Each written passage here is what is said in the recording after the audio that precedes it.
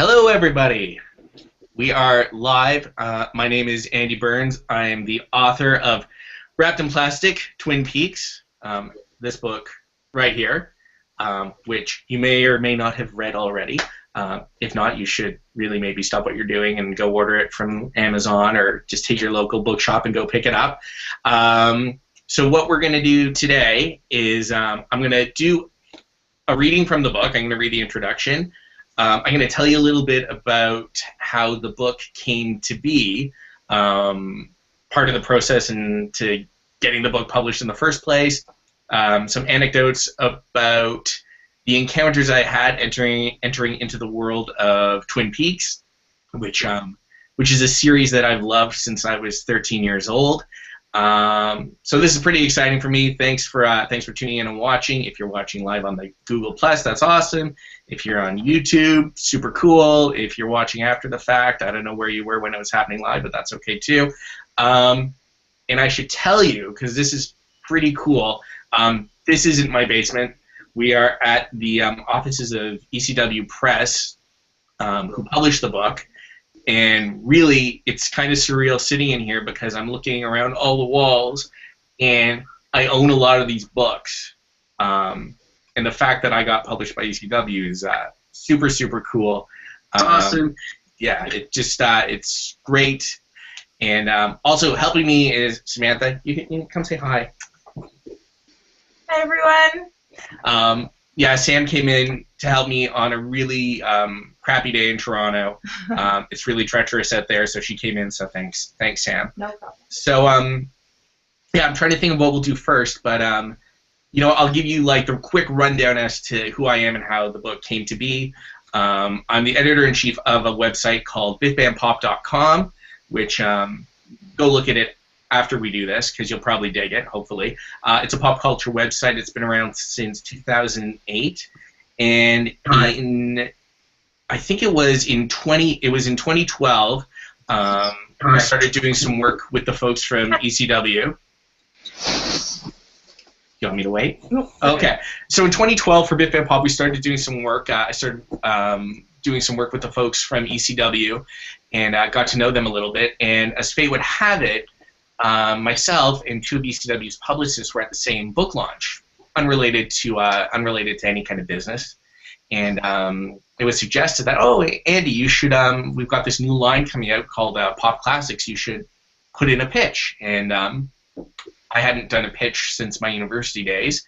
And the first thought that I had was, oh, I'll do something on Twin Peaks. I love Twin Peaks. It's, like I said earlier, it's been with me forever. So put in a pitch, waited a little bit, heard back on the day I was going to see one of my favorite bands play in concert, so that was a pretty great day that we were going to pursue things. And yeah, from there came Wrapped in Plastic.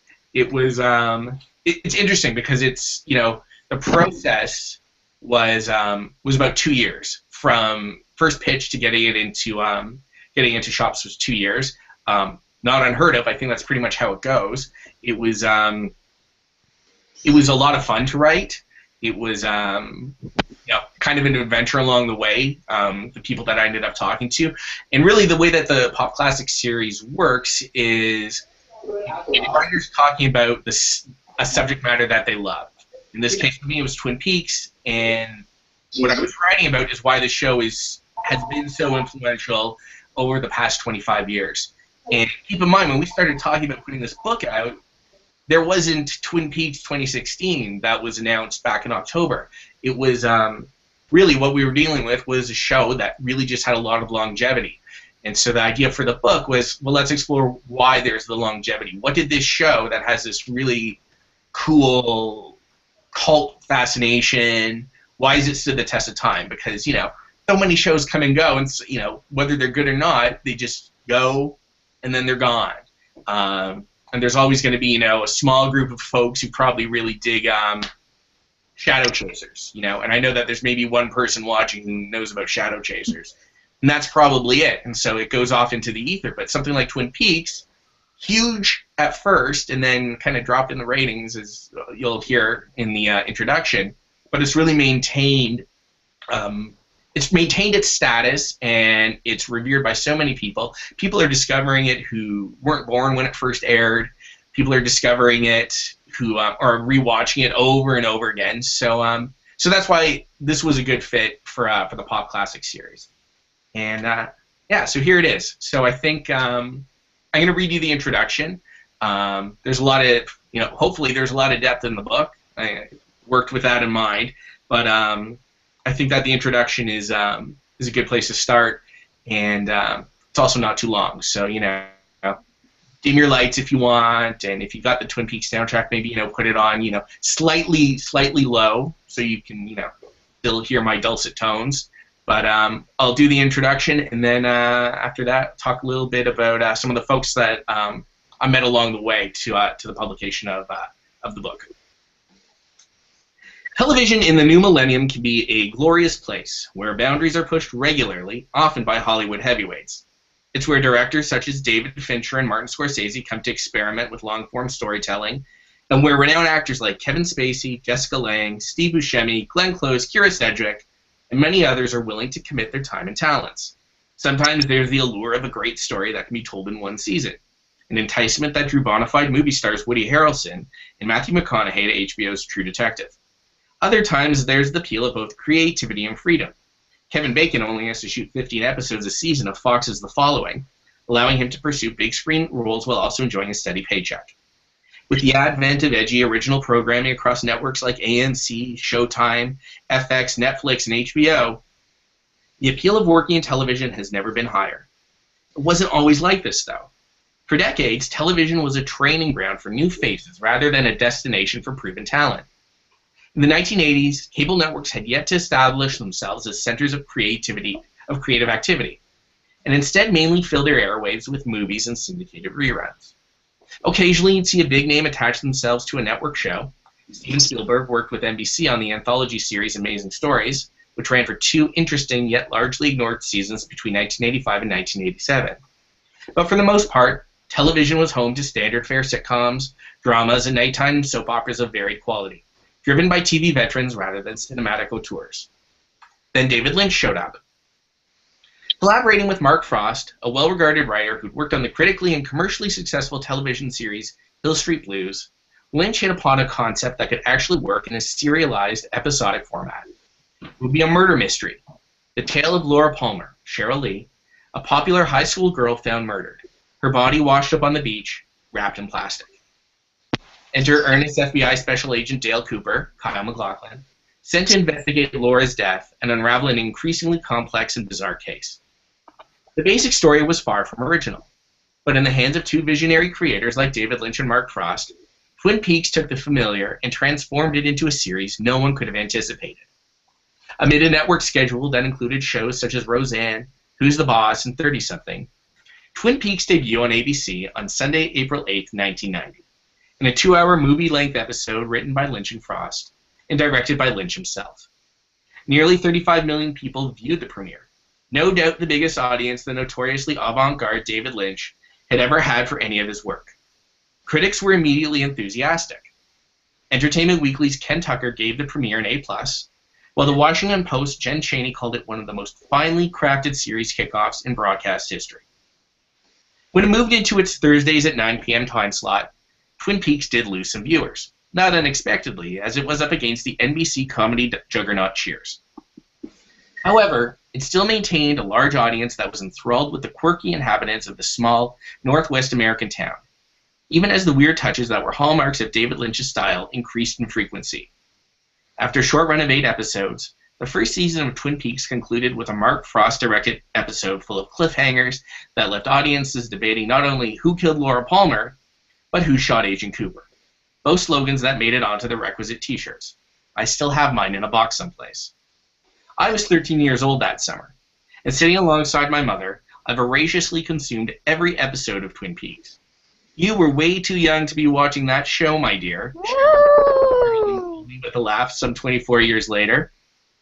Since I was already a fan of supernatural stories in film and literature, the strangeness that permeated the show captured my imagination. During the wait for the second season, I debated the ins and outs of the series with Mom and a few friends, trying to unravel the multiple mysteries we'd been left to ponder. As summer 1990 turned to fall, Twin Peaks mania showed no signs of letting up. Series star Kyle MacLachlan hosted the season premiere of Saturday Night Live, while starlets Machen Amick, Sherilyn Fenn, and Laura Flynn Boyle graced the cover of Rolling Stone. The Secret Diary of Laura Palmer, penned by Lynch's daughter Jennifer at age 22, was a New York Times bestseller, and the show's soundtrack by composer Angela Badalamenti made the Billboard charts and went on to win a Grammy. Damn Good Coffee and Cherry Pie were all the rage, and for a brief moment in time, David Lynch was the unexpected face of network television. It couldn't last, and it didn't. Almost as quickly as it had risen to the top of the Nielsen ratings, Twin Peaks managed to lose the bulk of its audience. The first signs of trouble came when, in its second season premiere, which aired on Sunday, September 30th, 1990, against a Perry Mason movie of the week on NBC. Though May the Giant Be With You still garnered nearly 20 million viewers, it came in second to Raymond Burr's venerable and much older skewing... Are you reading the Bible? Not a good sign. From there, Twin Peaks settled uncomfortably into another new time slot. 10 p.m. on Saturday nights, a dreaded wasteland for episodic television. ABC had hoped that the hype around the show's must-see first season would translate to viewers on a night that rarely had any, but it didn't. The audience that originally embraced Twin Peaks actually went out on Saturday nights. And in an era before DVRs, the ratings dropped alarmingly week to week. Meanwhile, those who did tune in regularly were anxious for Laura Palmer's killer to be revealed, something David Lynch and Mark Frost hadn't planned on doing, at least not so soon. Okay, spoiler alert, we're going to tell you who killed Laura Palmer right now, so if you don't know, you might not want to listen. I'm just going to mute you a second then. However, bowing to network pressure and diminishing returns, the duo bit the bullet, baby. On Saturday, November 10th, 1990, 17 million people watched one of the most horrific revelations in television history. Laura Palmer's anguished father, Leland, Ray Wise, possessed by the evil spirit Bob, had killed her. It was shocking. I bloody knew it. It was shocking, it was upsetting, it was pure David Lynch. And it was too late. With the mystery finally solved in a manner few could have anticipated, and without an ongoing storyline to captivate audiences, the show that had been lauded for its innovative storytelling and style plunged even further in the ratings. Frequent preemptions because of the Gulf War didn't help matters either. By the time Twin Peaks was canceled toward the end of its second season, barely 9 million people were watching. Those of us who stuck around to the last episode were taunted with a cliffhanger that was never resolved. Countless other short-lived series have floated off into the ether of network television history. But like the best art, not only has Twin Peaks never really gone away, it continues to find a new audience. Give this guy an Oscar, he's reading loads! Fans gather annually, websites are devoted to its characters and settings, video games have been inspired by it. There was even a long-running fanzine that meticulously delved into all sorts of Twin Peaks and Lynch ephemera, with which this book proudly shares a title. And then, in October 2014, after years of denial, Lynch and Frost revealed that they were returning to Twin Peaks with a 9-episode series to run on Showtime. Twin Peaks has been resurrected, but the art of television itself had already been irrecoverably changed by the show. A program that many perceived as too weird and as commercial failure became one of the most influential television series of the past 25 years with just 30 episodes. Nothing is ever as it seems on Twin Peaks, and audiences continue to respond to that feeling of disorientation amidst the familiar. The show's storytelling sensibility, visual language, and quirky tone was once foreign to network television. Its most impressive trick was to ensnare audiences with the familiar, namely nighttime soap opera tropes, before venturing off into this uncharted, taboo subject matter. Supernatural dream worlds, both hypnotic and horrifying, secrets and double identities, a fish in the percolator. By wrapping their work in the plastic of conventional television storytelling, and then reimagining what the medium could deliver, David Lynch and Mark Frost redefined the boundaries of network TV, creating one of the most influential series in the history of the medium, one that, for a brief moment in time, enthralled an audience that hadn't known they were hungry for something new until they finally got a taste. Welcome to Twin Peaks. I'll take that Oscar. And I'm going to have a drink. Yeah, you deserve it. Hell yeah. Because that was a lot of reading. But that's the introduction to the book, which, once again, wrapped in plastic, Twin Peaks, by me, Andy Burns. You can turn this off if you don't own the book and you can go get it, or you can wait until we're done and then go get it. So, thank you. Thank you. I really enjoy the audience participation. That's fantastic. Yeah. So, how does one get a signed copy of your book if you want it? Well, if you're a neighbor, you'd probably come knock on the door. If you're not a neighbor, you go on to the Wrapped in Plastic Twin Peaks Facebook page, and we do a little messaging, and then I give you the numbers as to how much it costs. You say, oh, that sounds like a really fantastic deal. I want that signed book, and then we make it happen via the magic of PayPal. So if you're looking for Wonderful. that's how we do it. Sorry, folks. Because Easter is just around the corner. That was a lot of reading. So I know you guys are out there, so if you have questions, I'm here. But I thought, before sort of delving into the questions, a little bit of storytelling. And the storytelling is off the top, there was the process of how the book came to be. But then there's the actual process of what went on in the year and a half or so that I was writing it. It was pretty cool because I ended up with the opportunity to, let me backtrack. When we decided that we were going to do this book, it was very much thesis based. It wasn't me running out and doing interviews and trying to get the lowdown from everybody. That's not why that's not why me and my editors and the folks at ECW just decided to do the book. That wasn't a caveat. In fact, it was very kindly of my editors who said, we want you to write this, and we're looking for what you have to say. It's not, we're not going to sign this deal with the idea that you're going to get a bunch of interviews. That wasn't part of it. That wasn't part of the deal. The cool thing is, at least for me, is I wanted to do that kind of stuff anyway. It's maybe it's because I work on biffandpop.com, and it's just sort of, I don't know, in my nature or whatever. But here's a great opportunity that's been presented, and let me see who I can talk to get their opinions, to get their insight as to the creative process that so many people went through to bring Twin Peaks to life. As you can probably imagine, the first person I reached out to was David Lynch. As you can imagine, the first person to say no was David Lynch. And I, quite honestly, I didn't expect to hear from him. If you know anything about Lynch as a creator, as a director, as an artist as a whole, this is a guy that doesn't really want to explain what he's putting out there. And I mean, for me, that's totally cool. Like, I sort of felt as though I'm going to do my due diligence, and I'm going to go and I want to see if I can talk to him. I mean, wow, that would be great. My first book, getting David Lynch, that would be fantastic. But, I really didn't expect that to happen. I know other folks have tried, and they've gotten the big no as well. What was pretty cool was I managed to get all the way to his assistant, who was a really cool guy, and he wrote me back, and he said, David appreciates what you're doing, and he wishes you all the best of luck, but he's just he's not going to take part. And you know what? As I said, that was cool with me. The fact that I could get like that close, maybe this close, I was A-okay with that.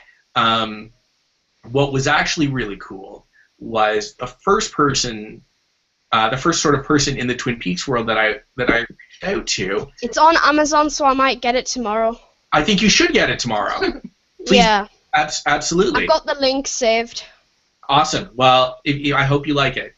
It looks quite good. I'm a little partial to it myself. I'm slightly biased.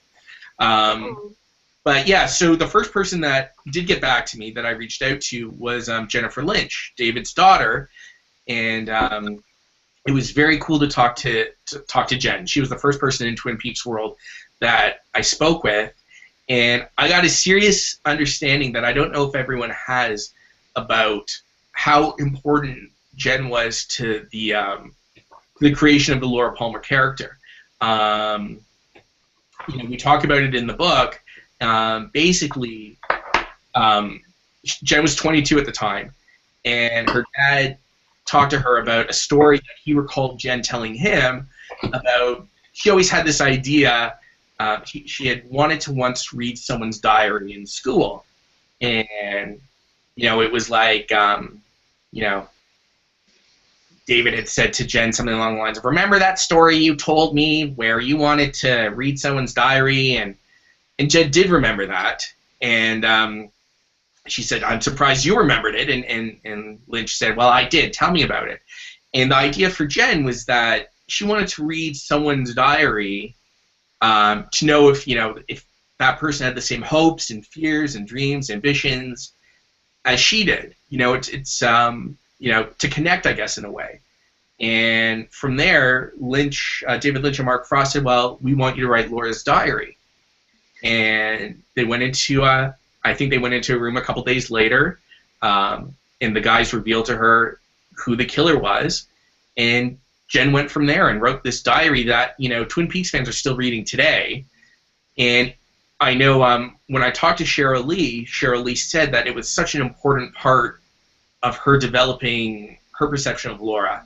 So it was very cool to talk to Jen. Like, she was one of the first, as I said, she was the first person in Twin Peaks world that I got to talk to. And if anything, I hope if you read the book, I hope you dig it, and I hope you get something out of it, and maybe you see things that you hadn't seen when you watched the show the first time or the 28th time, like a lot of us have watched.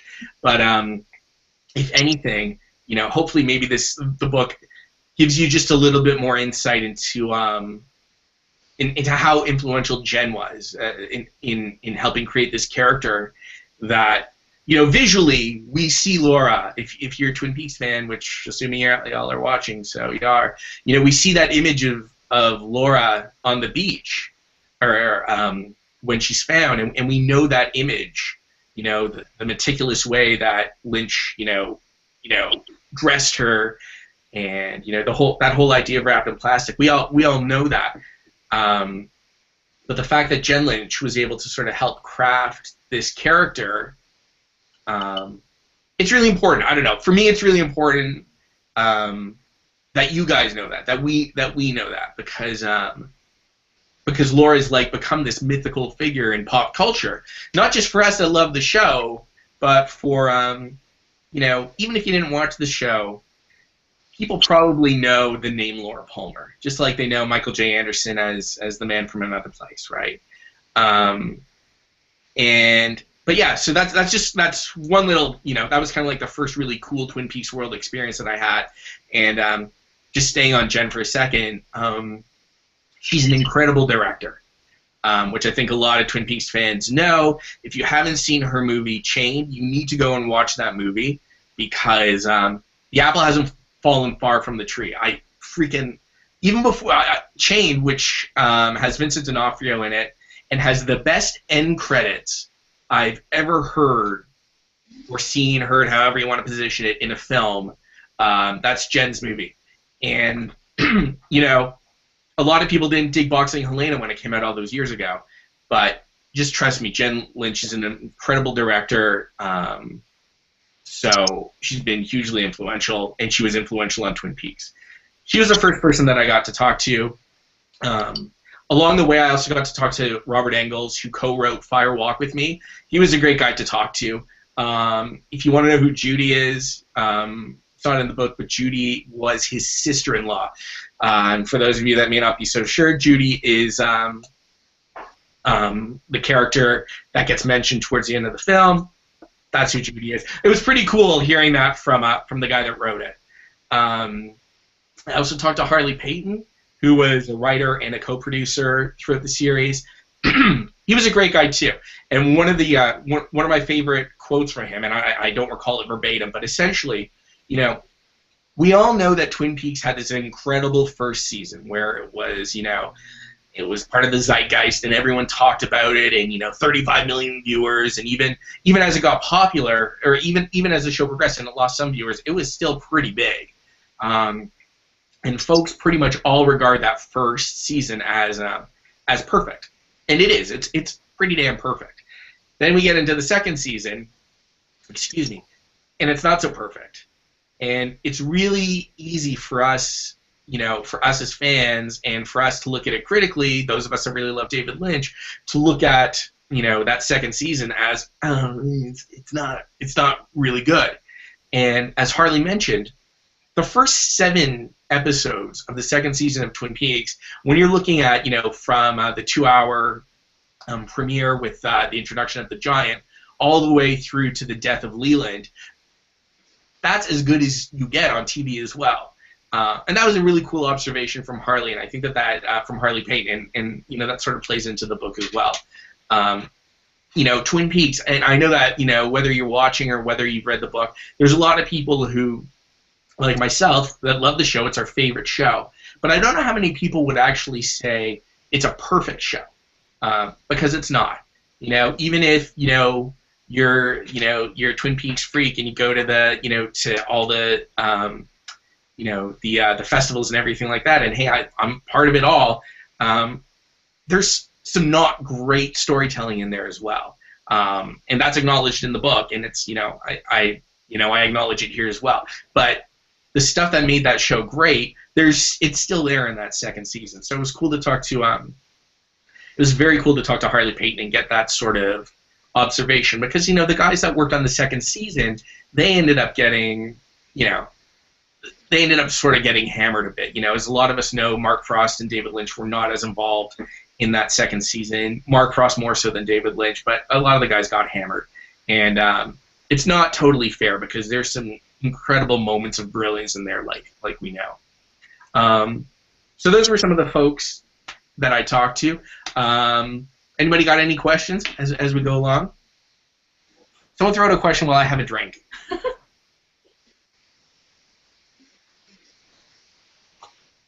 Or don't, I'm okay with it too. Because apparently I can keep talking. Can you hear me? I can. Okay, this is Shauna from Twin Peaks Freaks. Hi, Shauna. Hi. I'm wondering at what stage you started writing this, and around the time of Brad Duke's work. Did you talk to him at all when you were, or did you think about his book at all when you were preparing your book, filling in certain gaps or? So the first time I ever spoke to Brad Dukes, who, for those of you that don't know, has written an incredible book on Twin Peaks that I think everyone should pick up as well. Very different from what I wrote. Brad's is really Brad managed to talk to so many people to get the history of Twin Peaks. It's a great book, so definitely, I've said it before, if you read his and you read Wrapped in Plastic, I think you get a pretty good sense of Twin Peaks as a whole. The first time I ever spoke to Brad was at the Twin Peaks Fest in July of 2014. His book had just come out, so I was already into, I would say, the 3rd draft of Wrapped in Plastic. Quite honestly, I tried to avoid delving deep into his book, because I didn't really want it to influence me too much in any way. You end up doing a lot of research when you're doing something that's excuse me, a little bit more thesis driven. So for me anyway, I tried to avoid too much of looking at his, especially because it was new. Where it was a helpful resource was in getting a little bit more insight into Mark Frost. So definitely, Brad got to talk to Mark Frost, and that was great. That's huge for him, and it was definitely, it gave me a little bit of insight that I didn't have before. So definitely, that was super helpful. And Brad's a great guy, as anyone that has met him knows. Anyone that's had interaction with him, he's he's kind of carried the Twin Peaks flag for a really, really long time. He's a great writer, and he was a great interviewer, and fandom, which I completely throw myself in as part of.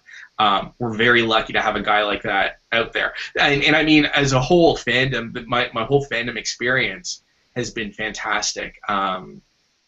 Rob, who runs the Twin Peaks Fest in North Bend every year, is awesome and incredible, and everyone that I've encountered from the world of Twin Peaks has been super great. I've made real, genuine friends from you guys. You know, some of them end up writing for Biff Bam Pop, which is the site that I run. So that's, you know, Twin Peaks has blessed me with both my first book and a lot of really nice people in my life.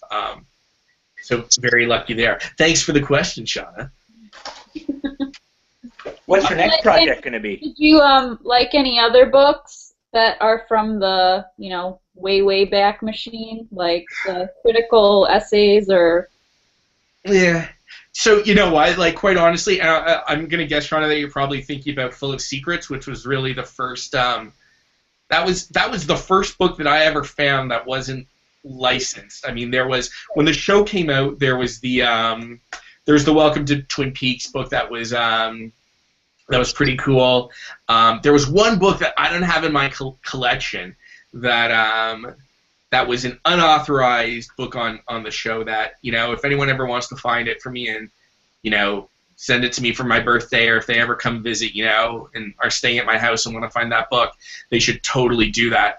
But so the first book, the only other book that I had picked up, sort of post the Twin Peaks, you know, era of 1990, was Full of Secrets. And, you know, for me, you know, I read it at the time. I didn't go back to it.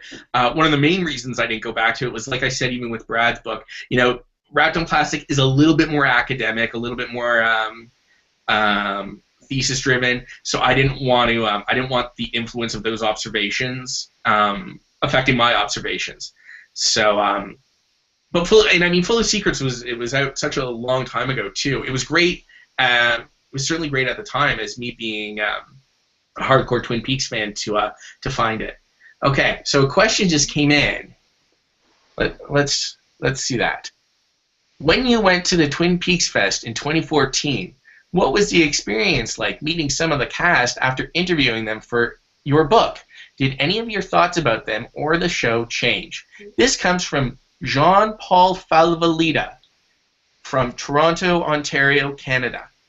So meeting cast members at the Twin Peaks Fest, it was super cool. It was, you know, you start to you're in this very cool environment. There was, I think, about 200 people at the Twin Peaks Fest, and you're in this environment where you get to hang out with people that had a pretty cool impact, and you're all there. All the folks there, we're all there for the same purpose. We're there because we love the show, and we want to celebrate it. So while I was there, who did I meet? I met Chris Mulkey, who played Hank Jennings. Super cool guy. That guy's been married forever, and one of the things we talked about was how do you have a long marriage? And he and his wife talked about it, and super cool. Really, that was a highlight, having the chance to talk to him.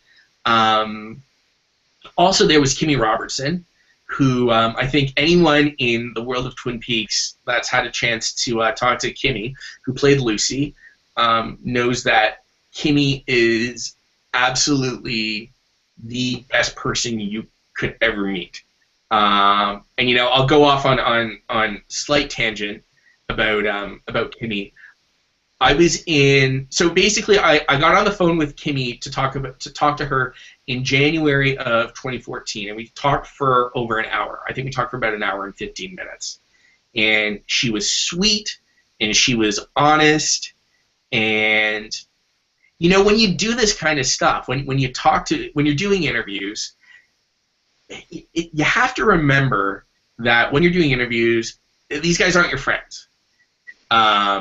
They're people that you're talking to for a purpose, and no matter how many people you talk to or how great you get along, you're not really friends.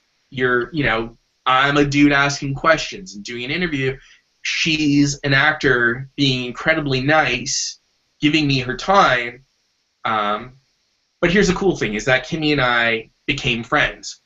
And so that was January 2014 when we ended up when we did the interview. And then I was in Los Angeles in the end of March, beginning of April 2014. and Kimmy ended up picking me up from my sister-in-law's place, and we drove around LA, and she took me to some cool places, and then we went out for lunch, and we just had a really nice time. And it's for me, it's super cool to call her a friend, you know, like I don't, you know, because she is, you know, and I'm probably not the only person that's had this, that's encountered her, gotten to know her through Twin Peaks for whatever reason, and it's really nice to be able to call her a friend. And I think a lot of people who have gone to the Twin Peaks Fest would say the same thing. I think they would probably say that she's a friend because she's just the nicest person you could talk to. Super supportive of me, super supportive of the book. If you get a copy of the book, you know, she was interviewed for the book. She was kind enough to say some really cool things about the book that we could put on the back cover. So that was pretty awesome. And really, that's what so many of the actors that I encountered, whether it was over the phone or whether it was at the Twin Peaks Fest, that's what they've been like. Charlotte Stewart, who played Betty Briggs, I met her at the Twin Peaks Fest as well, and a really sweet, lovely lady. And she said, if you ever need anything, you know, here's my card. This is, you know, I don't even think that I mentioned I was doing the book.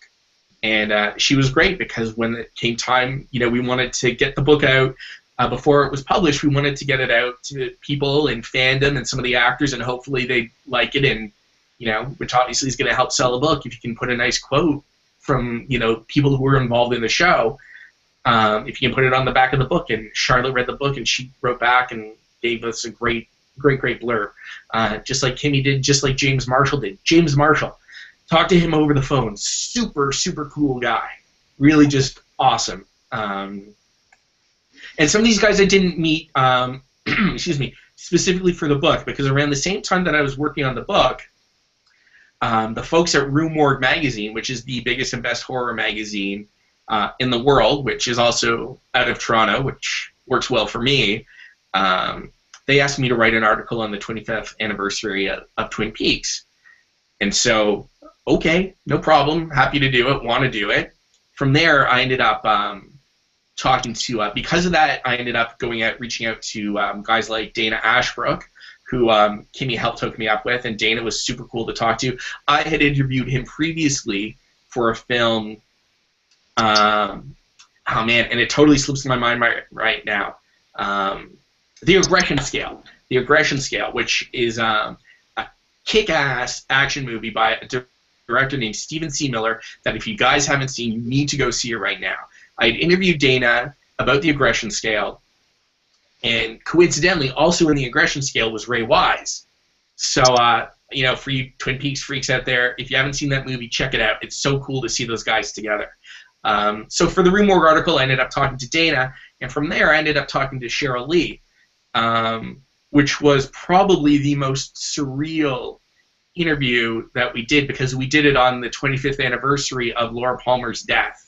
If you look in the night, you know, if you go back, that was in Twin Peaks lore. We ended up talking that night, and I didn't know that until the day of, and she didn't know that. And when I told her, we both sort of had a moment, and it was yeah, exactly, Shauna, almost 1 year ago, and it was very surreal to be talking to Cheryl that night. You know, it was just, but it was also very cool. And I'm the only one that can say that, unless someone else did that. I don't know about it. I'm going to assume that it was just me, because she didn't know. So, and it was late at night.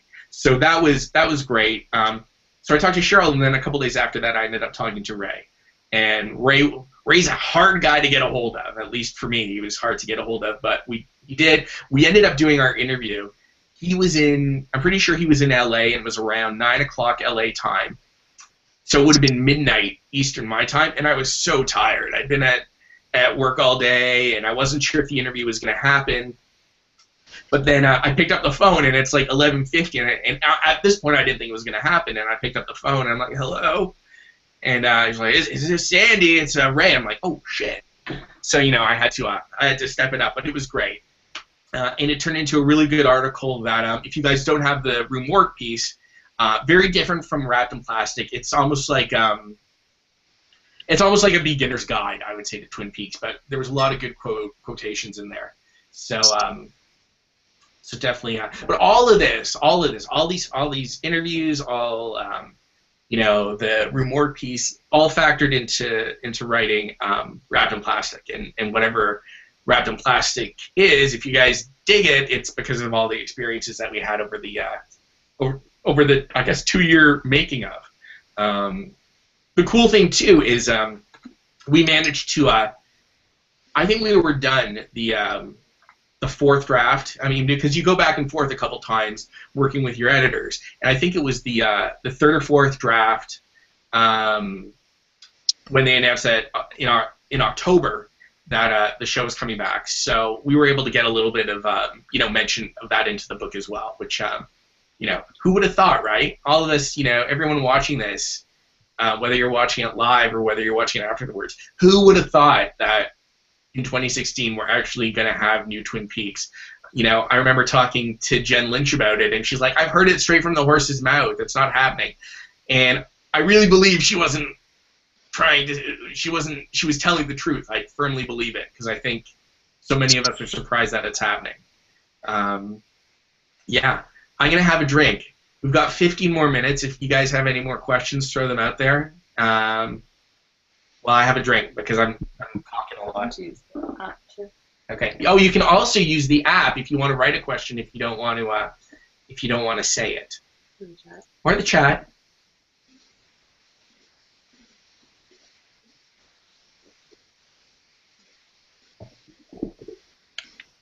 Or we can sing show tunes, because I'm good with that too. I think someone was asking earlier what your next project was going to be, but I don't know who it was coming from. Sorry, this is me talking, guys. I'm Sam. Well, Shauna, you can totally hog. Someone was asking me that asked the question. Yeah, go ahead.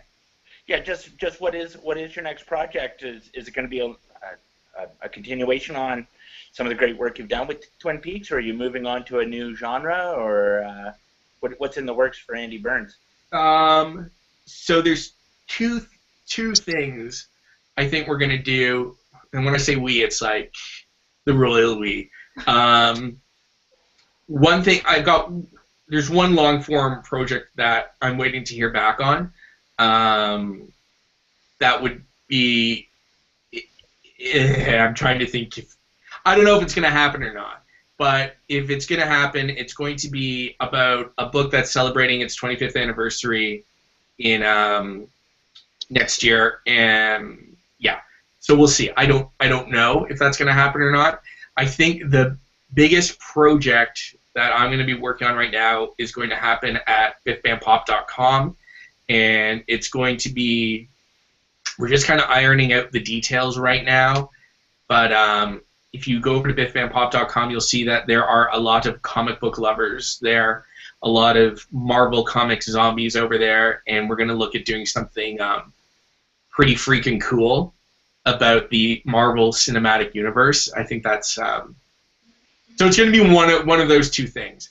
What I can tell you guys, and I've sort of, I've done a couple interviews about Wrapped in Plastic, and no, not Batman. I've done a couple interviews for the book. I did a cool thing over at a website called The Nervous Breakdown about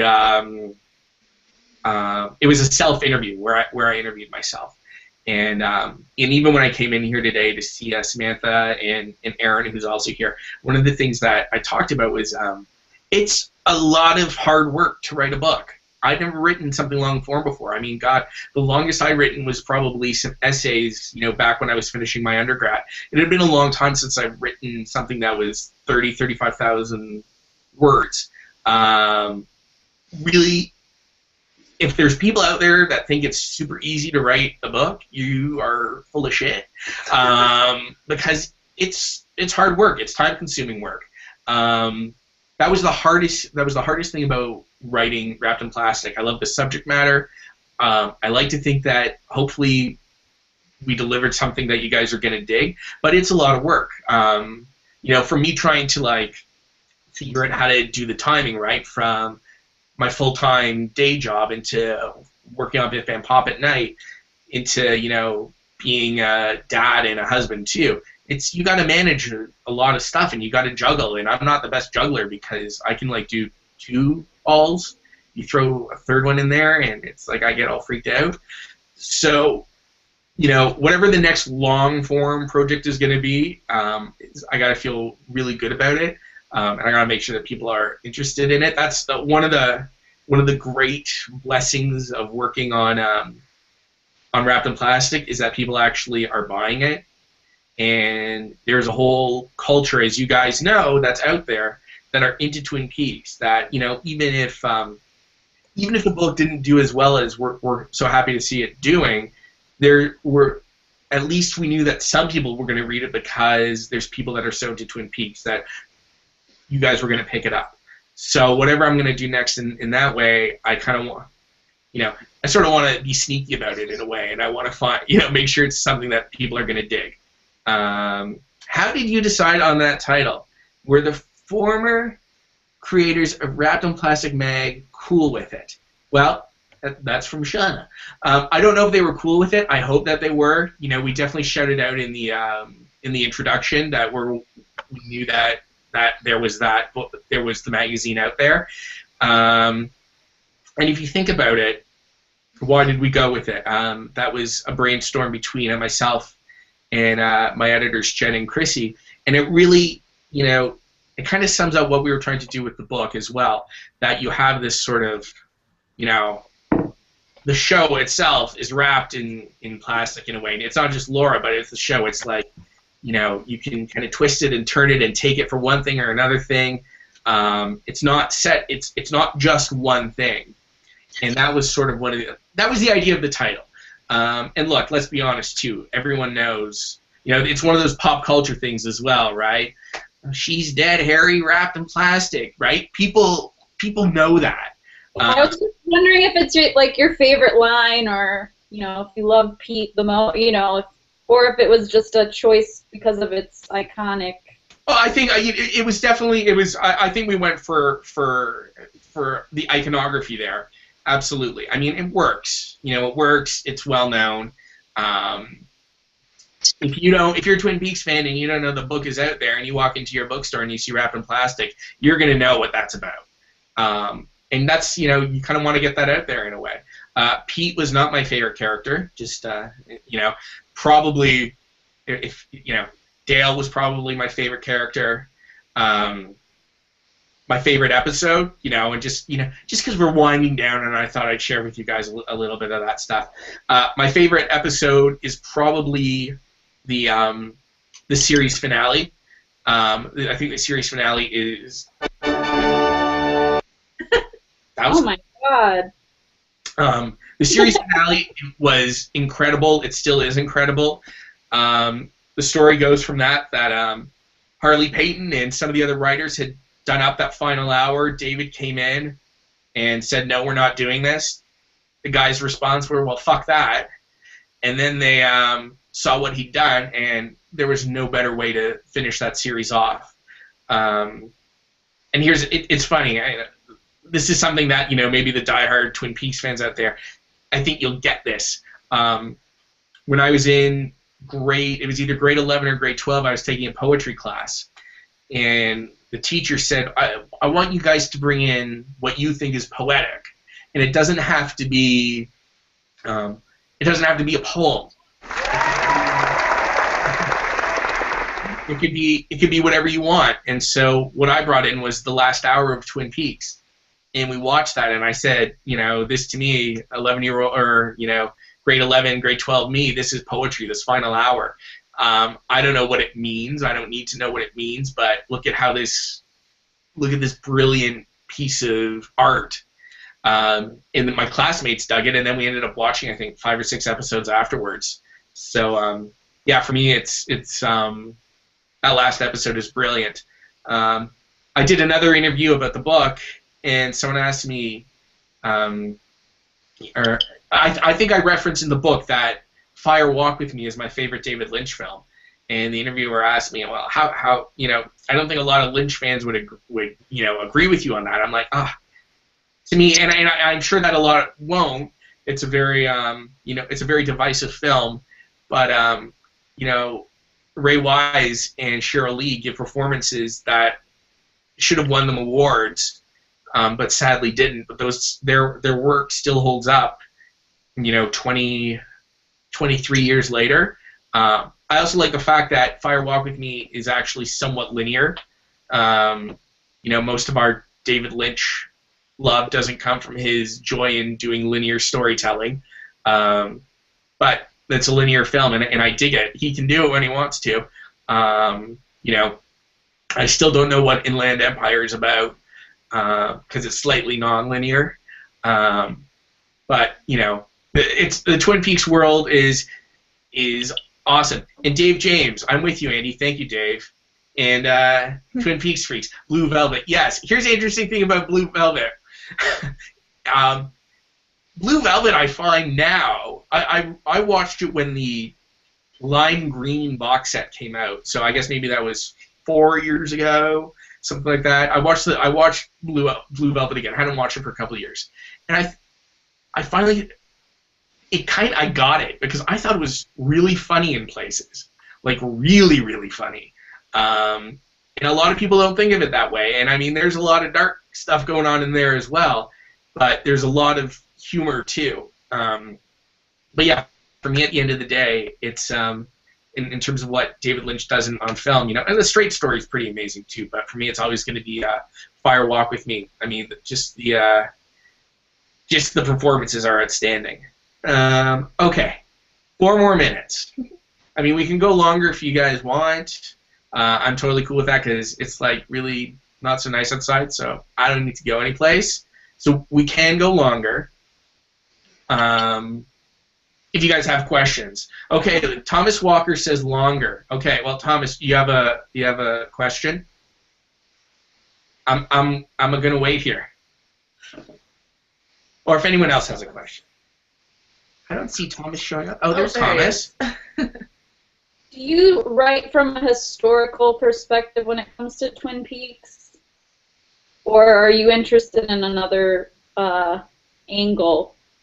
Is it just a historical documentation or opinion piece, or what? What's your contribution to the Twin Peaks fandom with your writing? You know what? That's actually a really good question. Whoa! What on earth? How do you do that? That's a really good question. So here's what I wanted to at least accomplish with the book.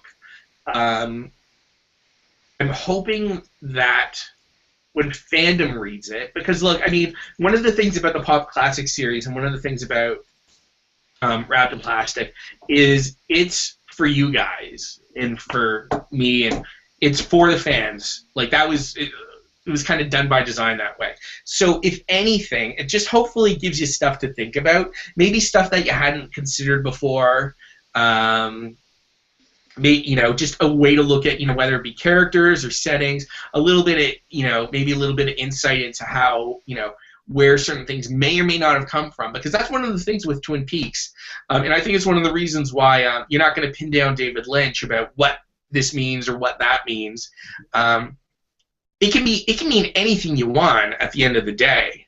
The characters can represent whatever you want. If you see it one way and I see it another way, I'm not right, you're not right, and neither one of us are wrong either. It's just the interpretation.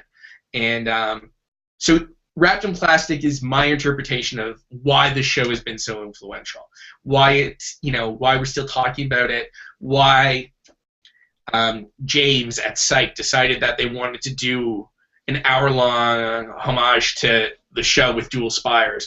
So at the end of the day, it's going to be really like, if you read the book and you either agree with me or you don't agree with me, but you've thought about it, then you know what, mission accomplished, at least for me. If you want a full-on historical how they made the show, that's Brad Duke's book. Highly recommend it, because that is, that's what I believe he set out to do, and he did it better than anybody else. So the approach to Wrapped in Plastic is definitely different and not what Brad was doing. So but yeah, just if you if you think about things either differently or whether you read and say, "Oh, I always thought of it like that," it's nice to know that someone else does too. That's okay. Dave James asks, "Do you think that the Twin Peaks return will be David Lynch's last time as a director, mainly because TV is more willing to take risks?" So personal opinion. Nice. Yeah, I think I think that I think it's going to be really successful, at least from a ratings perspective, and I think that they will probably do.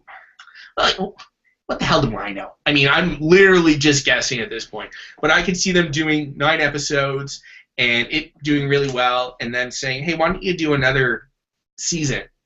So I think that I think it's possible. I think that, here's the thing, and I think it's really important for us Uber fans, us Twin Peaks freaks. I definitely don't think it's going to be his last time as a director. I can't imagine that. I think he'll keep going until he's done. I mean, I know it's been a long time since Inland Empire, a real long time. So I don't think he's done. But the one thing that I didn't say I was happy about that. Okay, I hear you. Don't get angry. Stay calm. Do some transcendental meditation and just stay calm. Try the veal.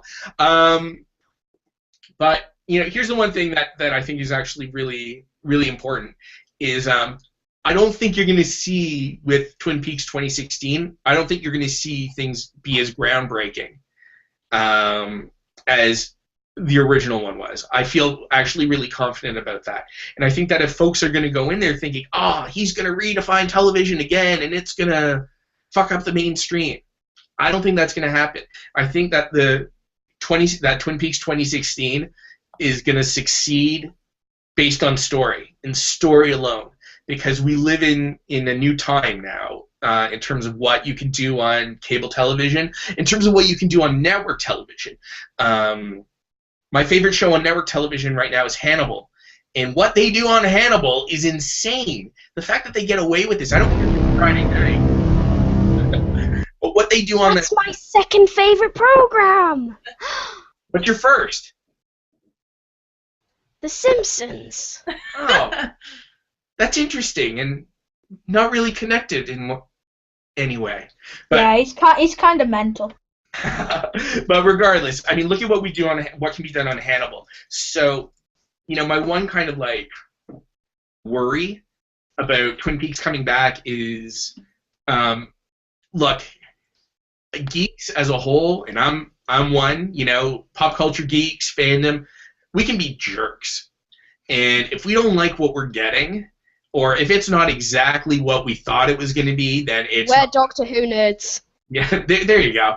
Well, if we're not getting what we want, people get angry. So I think that, if Twin Peaks doesn't redefine the wheel again, I could see people getting angry, but I don't think it's worth it, because I think this is really just going to be based on story and not on how's he going to trump the Red Room. He's not going to trump the Red Room. That comes along once in a lifetime. So I'm just kind of hoping that fans will be cool and patient and accept it for what it is. And we'll know if it's not good, but I'm pretty sure that's not going to be an issue. Glenn Walker asks, Andy, what would you rather see in TP 2016? More of what you saw years ago or something completely different? That's a really hard question. But I'm going to say I just want to see a good story. That's all I want at the end of the day. Thank you. I would like to know how Annie is. I'm assuming she's okay, but I would like to know how Annie is. I'd like to know how everyone is, I'd like to know how Audrey could possibly survive a bank exploding. I'd like to know who plays Donna. I have my own pick, but I'm not going to say because I think I could piss someone off who's watching. I already know who it is then. What's that? I already know who it is. For I have a real? cat. Yeah, I can pick out people whether they're Moira people or Lara people just by how they look. Okay, so what am I? Moira. It's true. Anyway. Anyway. That's funny. Okay, so Glenn Walker asks, so you want more of a high school reunion? Look, part of me would very much, a large part of me would like a high school reunion. A large part of me would like to see the characters that we fell in love with back. But you can't only have that. But look, Andy and Lucy's baby, I'm sure we're going to see that as a 25-year-old character, which is cool. You know, once again, I'm trying to keep my expectations pretty level. Just give me a good story, and if you only see 4 people from the original series, as long as it's not that Marsh woman, I'm okay with whoever it is. So just give me a good story at the end of the day. That's all I'm looking for. But what about you guys? And you can write it or you can shout it out. Do you guys want a high school reunion, or do you want a a bunch of new characters? I think a couple new characters is good. I think there should be a scene like the funeral scene where you get to just see everyone, and it's not like a cheesy cameo where every 5 seconds a new person's walking on the scene. I think it would be nice to just have one sort of town hall meeting where you see at least the living cast members that are still with us. Would be great. That sounds good. George wants more characters. Glenn is open.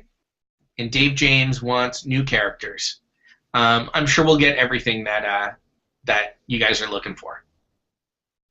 So There are like 8 or 9 that are confirmed, so we're definitely going to have old characters.